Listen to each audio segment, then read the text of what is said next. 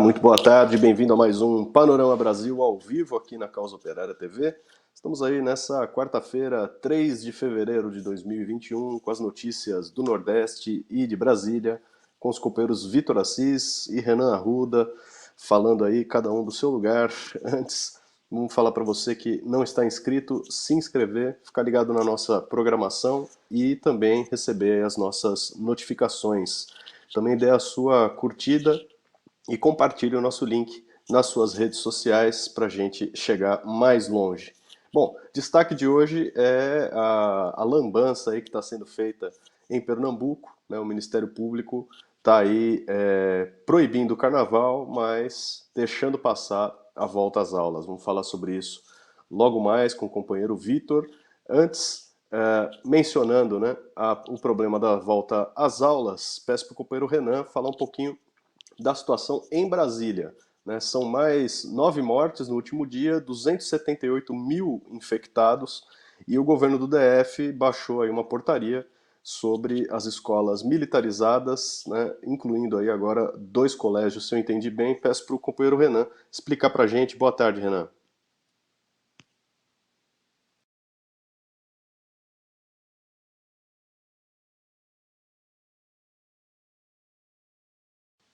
Parece que a gente teve um probleminha de conexão, a chamada do companheiro Renan está congelada, então, enquanto a gente espera ele reconectar com a gente, peço então para o companheiro Vitor falar dessa nota aqui que está destacada na nossa pauta.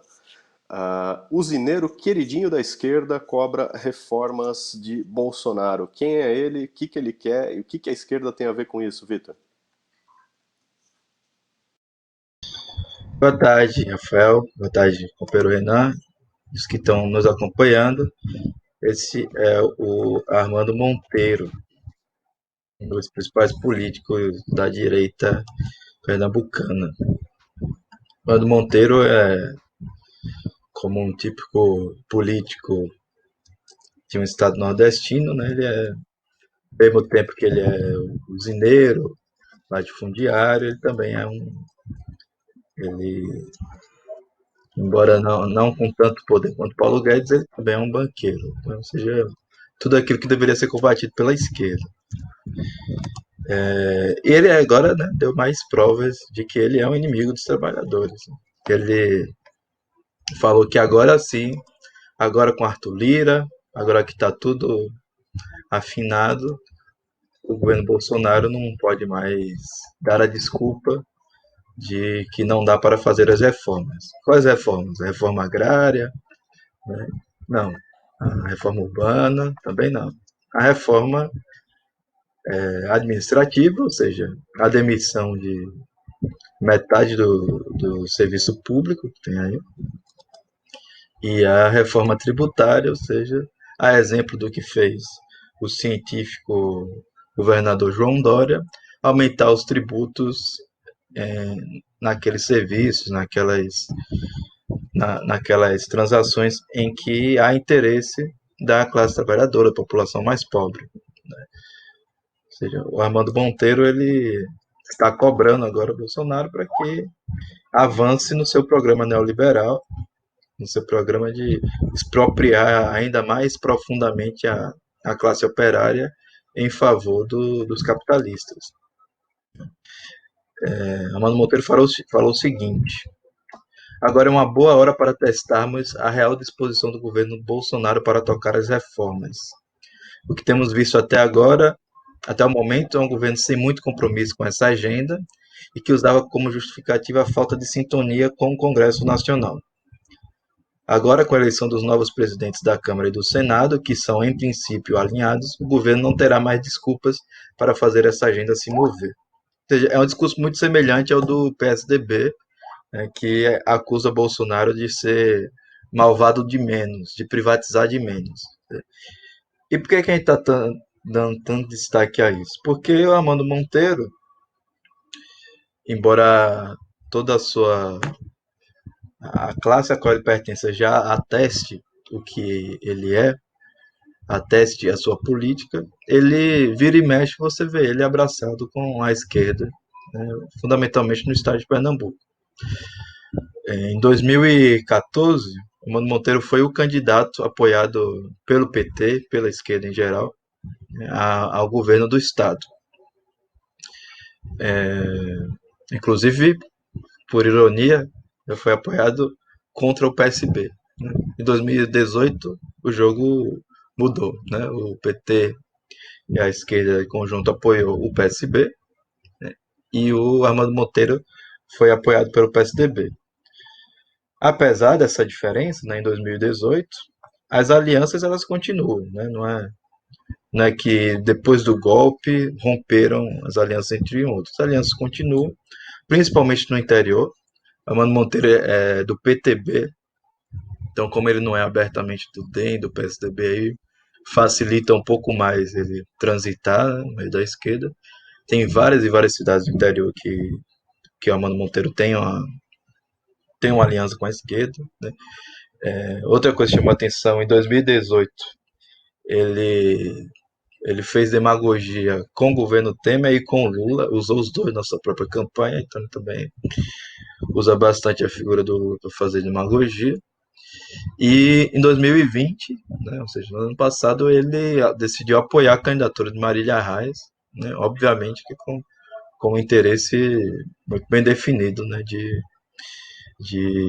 alguma maneira se aproveitar da esquerda. Então, é sempre bom quando ele se coloca aí de maneira mais aberta, suas posições de classe, é sempre bom lembrar, né, quem é Armando Monteiro, para que para que ele esteja desmascarado quando ele for apresentado aí como um grande aliado da esquerda. Tá certo, quer dizer, nada muito diferente do que a gente já viu, só que, né, acontecendo aí em tempo real. Ainda em Pernambuco, a crise com Marília Reis tentando concorrer aí à mesa diretora. Como é que está essa situação? O que que sobrou para Marília Reis, né?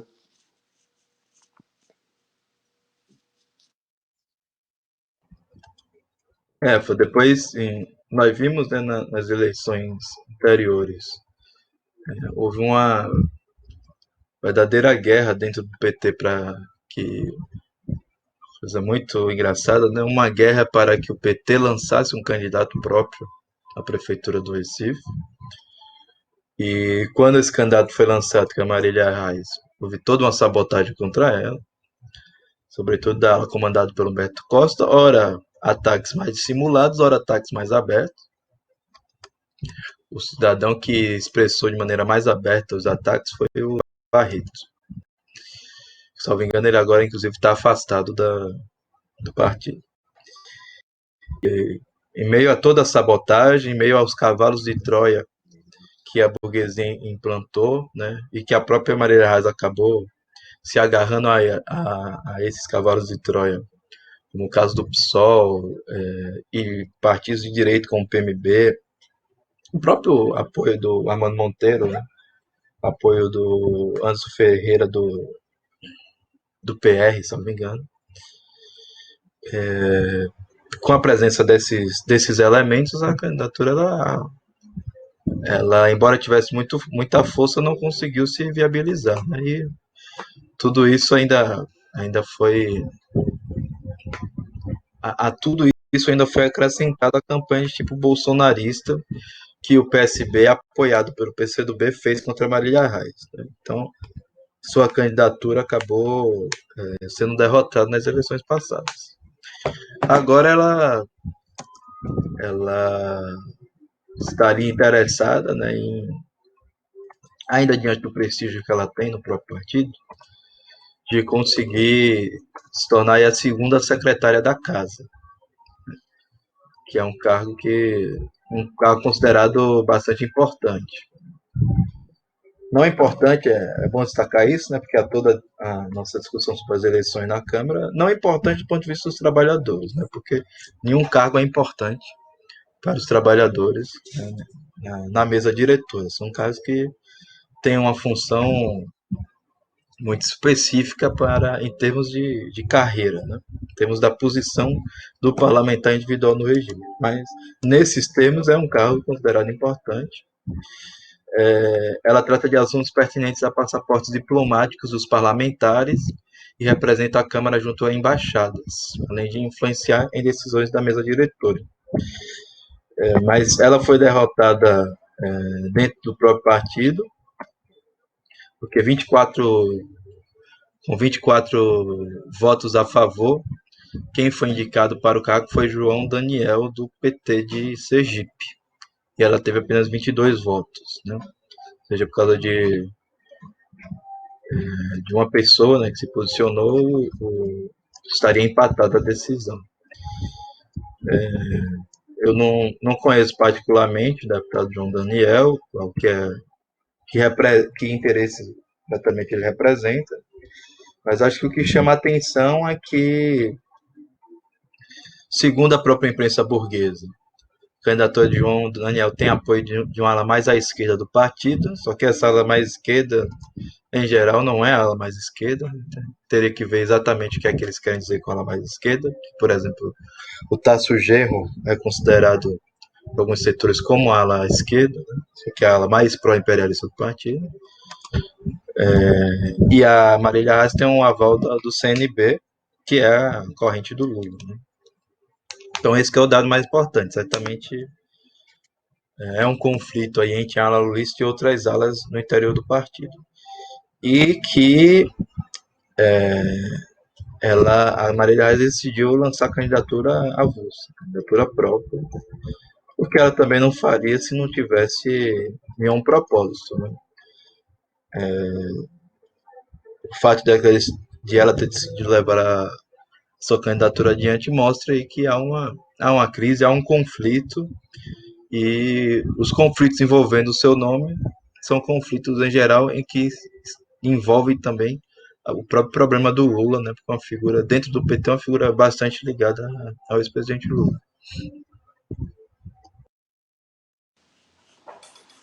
Tá certo. Bom, a gente vai acompanhando aí os desdobramentos aqui no Panorama Brasil. Você fica ligado com a gente, é sempre de segunda a sexta a partir do meio-dia e 15. Antes da gente passar para o DF, porque lá as notícias estão todas ligadas à Covid-19, à pandemia e à falsa campanha de vacinação, né? Dá uma última nota aqui que está pautada de Pernambuco, um dado econômico da maior gravidade simplesmente explicita, né, a profunda crise que existe aí para as mulheres. 99,5% dos demitidos em Pernambuco são mulheres. Que dizer sobre isso, Vitor? É um dado impressionante, né? Em termos absolutos, isso quer dizer que 5.137 mulheres foram demitidas e 26 homens foram demitidos. Acho que é importante para mostrar, primeiro, a própria realidade da situação econômica, né, do Estado e do país, as demissões aí acontecendo a rodo. Em segundo lugar, demonstrar toda a farsa da demagogia com a mulher. A vereadora mais eleita do Recife em 2020 foi a candidata Dani Portela, do PSOL. E ela fez toda uma demagogia da grande revolução que seria a deputada mais eleita ser uma mulher, sei lá se foi a mulher mais votada da história do Recife, alguma, alguma coisa assim. Que era o voto na Dani Portela era um voto feminista e tal, dando a entender que a gente estaria tendo um grande progresso, né? Ao mesmo tempo, há toda uma demagogia nacional e internacional, né, com chamado identitarismo. Nesse momento, parece que o principal alvo da demagogia são os negros, né, por causa das próprias manifestações dos Estados Unidos, mas há muita demagogia com as mulheres, né? A ONU, nessa semana mesmo, falou da importância mesmo a ONU que apoia ditaduras, governos que maltratam as mulheres de todas as maneiras, falou da importância de mulheres assumirem cargos de poder e tal. Então, diante de toda essa demagogia, o fato é que, com o governo Bolsonaro, crise econômica, com a política neoliberal, As mulheres, como um setor oprimido dentro da sociedade, elas estão sendo esmagadas, né? A pandemia, inclusive, reforçou isso daí pelo próprio caráter social da pandemia, a questão de ficar em casa, de os filhos não irem para a creche, não irem para a escola, a própria questão da diminuição da oferta de emprego, né? Em geral, os capitalistas vão preferir contratar mão de obra masculina. Então, isso aí mostra claramente como que não adianta fazer demagogia, não adianta, como fez o próprio João Campos, chegar lá e colocar uma vice que seja mulher e tal. O problema da, o problema da mulher é muito mais embaixo e extremamente grave, o que só reforça a necessidade, né, de a esquerda parar de conversa mole e travar uma luta séria contra o governo Bolsonaro e os golpistas de conjunto que são responsáveis diretos por isso daqui. O João Dória, o Paulo Câmara, governador de Pernambuco, o Geraldo Júlio, agora o novo prefeito de Pernambuco, João Campos, a direita de conjunto que está destruindo o país, empurrando os trabalhadores e particularmente as mulheres para uma situação de miséria, total. Ok, vamos passar para a pauta da Covid-19, da pandemia do coronavírus. Começar com as notícias do DF aqui. Última atualização de 9 mortes nas últimas 24 horas, 402 novos casos e 278 mil infectados. E nisso, os servidores aí um surto de Covid entre os servidores fez aí com que a vigilância epidemiológica do DF suspendesse parte das atividades presenciais. Já tinham voltado ao trabalho, agora estão aí suspensos. Que mais sobre isso, Renan? Boa tarde. Boa tarde, Rafael. Boa tarde, me desculpem aí, problemas técnicos aqui, mas acredito que está tudo resolvido. Bom, a situação no DF, eu queria fazer assim, uma colocação geral sobre esse problema, porque Brasília está sendo, o Distrito Federal, né, está sendo considerada a unidade da federação que mais vacinou pessoas no país. Segundo dados oficiais, teriam 2,5% da população teria sido vacinada. Uma população de aproximadamente em torno de 3 milhões de habitantes aqui no DF. Né? Então, é a principal do país. Agora, vamos para as falsificações. Né? Primeiro, esses dados são apontados só para a população do DF. Só que nós temos uma grande região do entorno de Brasília, em torno de 1,5 milhão de pessoas que são diretamente ligadas ao DF. É uma população que trabalha no DF, vive em torno da economia do DF. Então, isso aí pularia para 4 milhões de pessoas. O que significa, na prática, que não há esse número de 2,5%, é uma falsificação absoluta. Né? Aí, se você se chegou a 1%, a 1,5%, talvez seja muito. Em segundo lugar, né, em 15 dias, mas vamos falar do número do DF, vamos considerar que isso aí seja dessa maneira, né? 2,5% em 15 dias. Foi vacinado idosos acima de 80 anos, um pessoal da saúde, alguns indígenas, nessa campanha de demagogia que está sendo feita aí pelo governo. Agora, o próprio secretário de Saúde do DF admite o seguinte, que se mantiver as condições ideais, contando inclusive que no segundo semestre vai haver uma grande expansão da vacinação, essa meta seria cumprida até o final do ano. Trocando em miúdos, o que ele quer dizer? Durante esse semestre, vai ser uma enganação. Nós vamos fazer o que é possível fazer. Vamos esperar o semestre que vem, porque, né, até lá a quantidade de insumos, as vacinas vão estar aí disponíveis e nós vamos poder vacinar todo mundo. Né? Então, esses 2,5%, na verdade, bom, primeiro que é a primeira dose, né? Você não está considerando a segunda dose. né? Então, não tem na verdade, é assim, veja, nós estamos falando do DF que está em primeiro lugar. Não tem plano, não tem nada, na verdade. É tudo uma falsificação com a população para criar a ilusão de que a coisa está caminhando, né? Na outra ponta aí, a gente vê aí a situação desse setor dos servidores aí, justamente da área epidemiológica do DF, né? Secretaria de Saúde, que trata das epidemias mais variadas no DF, tem um surto de contaminação, né? E olha, não são pessoas ligadas à área da Covid, são pessoas de outras áreas de atuação, né? O que demonstra que existe aí um agravamento na situação no DF numa escalada muito grande, né? Eu falo isso porque tem toda uma preparação para a volta às aulas no país. A gente está acompanhando aí em São Paulo, né? O Dória está prometendo a volta do ensino presencial nas escolas públicas a partir da semana que vem. E, do outro lado, nós temos aí um aumento vertiginoso da pandemia nas próprias escolas, né? Nós tivemos casos aí de São Paulo, por exemplo, uma escola de Campinas, aí em São Paulo, com uma escola de 1.500 alunos, em que teve um surto depois de 2 semanas de aula, um surto de contaminação aí entre os professores, que fez com que a escola suspendesse a volta às aulas, né? Quer dizer, esse é o anúncio que está sendo feito aí para São Paulo e para Brasília também, né? Então, por exemplo,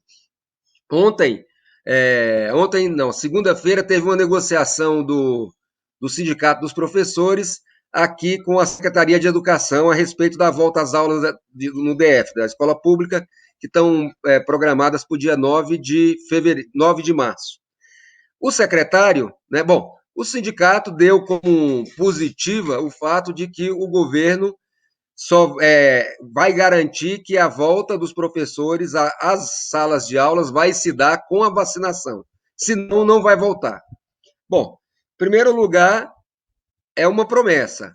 Então, diante de uma promessa de um governo que faz tudo contra os trabalhadores, a própria questões básicas, por exemplo, as promessas que o Ibanez fez contra as privatizações na sua campanha eleitoral, isso tudo ele jogou por água abaixo, né?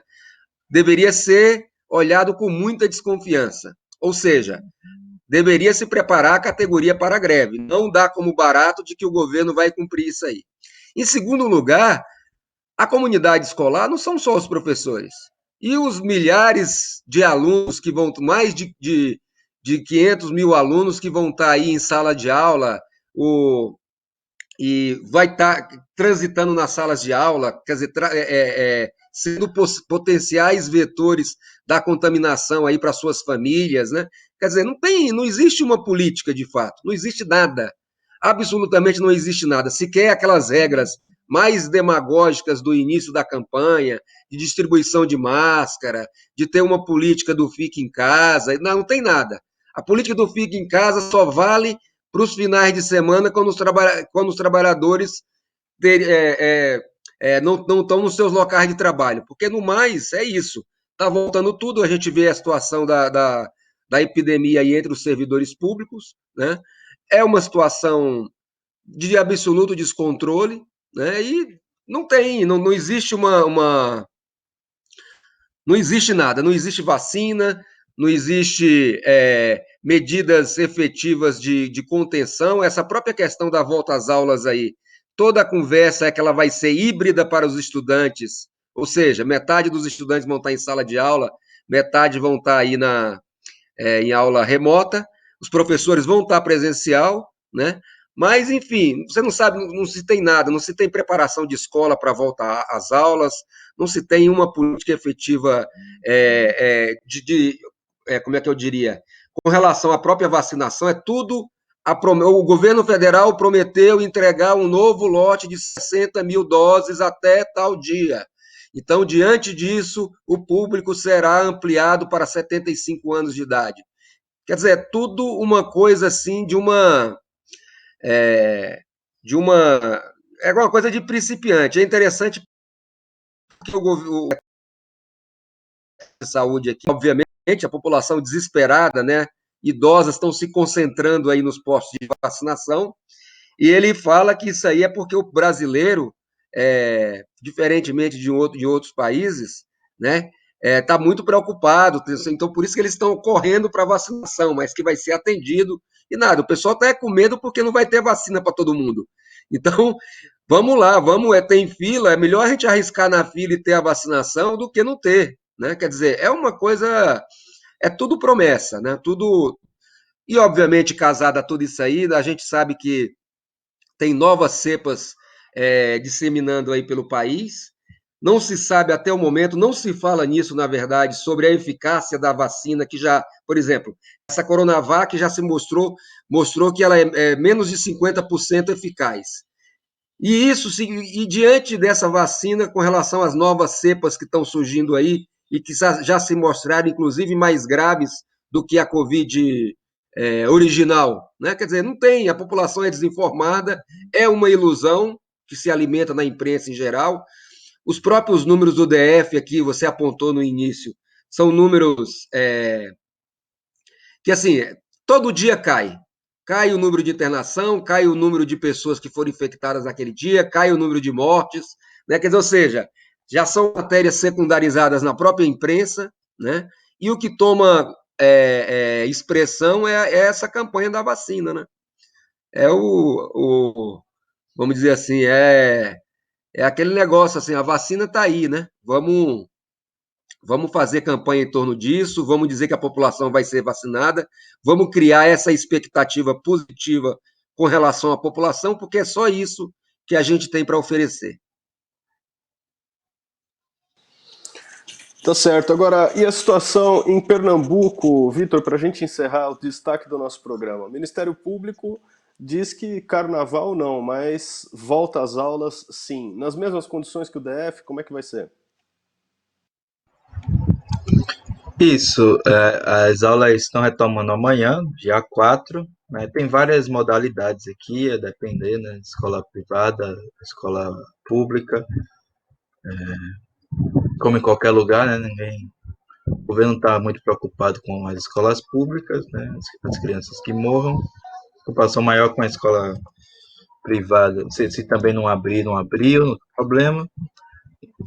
Nas escolas privadas também as crianças que morram, mas pelo menos que elas abram o quanto antes, por causa da pressão dos capitalistas. Isso aí é uma medida do governo científico de Pernambuco, governo do Paulo Câmara, do PSB junto com o PCdoB, e já há calendário para que de todas as faixas etárias comecem, né? Nas escolas particulares. Nas escolas públicas, hoje, amanhã retoma o ensino médio, o ensino fundamental está sem calendário ainda. E as escolas privadas, né, a autorização é desde outubro, e a previsão é que comece essa semana as aulas. Aquela fase, né, de protocolo, de distanciamento social, etc., mas a gente sabe que nada vai ser cumprido. A exemplo do próprio São Paulo, né, que o João Dória já adiantou que se acontecer alguma coisa, a culpa é dos pais, o vírus pode ser pego em qualquer lugar, não vai ser pego nas escolas. E na contramão disso, esse Estado tão preocupado em reabrir tudo, em ignorar que existe uma pandemia, está reprimindo duramente as festas de carnaval, né, porque essas sim, as festas de carnaval, é que mataram 220 mil pessoas de coronavírus, que é uma palhaçada total. Houve aí poucos pequenos blocos que tentaram sair às ruas, já foram reprimidos, né? Diário Causa Operária tirou matéria sobre isso. E a notícia aqui de que o Ministério Público do Estado de Pernambuco está intensificando a repressão, né? Recomendou que os promotores de justiça, perdão, o Procurador-Geral da Justiça recomendou aos promotores para fazer cumprir as normas sanitárias federais, estaduais e municipais. Isso fazer cumprir quer dizer, na verdade, reprimir violentamente se não forem cumpridos. Podemos esperar que a tradicional, né, articulação dos governos contra o povo vai ganhar força aí, ganha respaldo, né, e autoridade moral com a pandemia, né? Agora você é culpado só de pensar de sair de casa. A gente já viu isso daí no final do ano passado, né, a crítica às festas de fim de ano. Enquanto isso, né, se for para manter a ordem aí financeira dos bancos, empresários, do próprio Estado, é preciso, né, impor a volta às aulas como estão tentando fazer. Bem, infelizmente, companheiros, nosso tempo para hoje acabou. Queria agradecer aí a participação do Vitor, do Renan. Obrigado aí pelos comentários, as informações. E falar para você que está ligado na Causa Operária TV, não perder também o curso da 46ª Universidade de Férias do PCO. Está rolando aí no site universidademarxista.com.br o curso O que foi o Stalinismo, uma análise marxista com o companheiro Rui Costa Pimenta. O curso vai até o final de fevereiro, tem mais 4 semanas de aulas, 2 aulas ao vivo por semana, direto no nosso portal. Você fica ligado, acesse universidademarxista.com.br, veja as informações, inscreva-se e acompanhe o curso. Um curso inédito aí de formação marxista de largo alcance, com todos os recursos que também o nosso portal disponibiliza para você. Acesse então universidademarxista.com.br, lá você encontra mais informações. É isso aí, Panorama Brasil vai ficando por aqui, a gente volta amanhã ao 12h15. Uma boa tarde e até lá.